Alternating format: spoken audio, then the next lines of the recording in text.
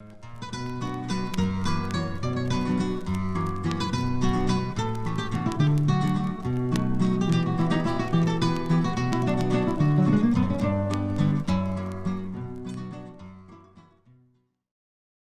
dunque te quería demandar, ¿cuál te parece que va a fitar con el ladino en el avenir y en particular con la nueva generación de hablantes que están planeando esta lengua en todo el mundo?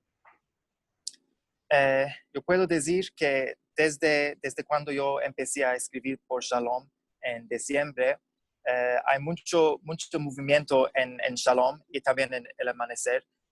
Lo que yo me di es que antiguamente, 2 o 3 años atrás, no se topaba mucha gente que quería escribir en latino y no era colay echar todas las páginas cada semana o cada mes. Ujú. Y ahora es lo opuesto. Vide que hay mucha gente interesada en esta lengua. Yo pienso que también tus esfuerzos, por ejemplo, con Latino 21 y también otras páginas, otras personas en los medios sociales hicieron un conocimiento nuevo y ahora hay mucha gente que se interesa en latino. ¿Qué va a afectar en el futuro? Yo no creo que va a haber una nueva generación de latino hablantes que van transmitir esta lengua hasta el futuro. Ujú. Yo pienso que hay mucha gente que se interesa en esto y tenemos que valorizar eso porque es una cosa muy preciosa por el futuro de la lengua. Ujú.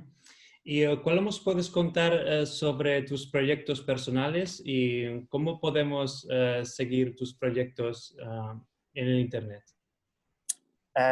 Yo tengo un proyecto personal que estoy elaborando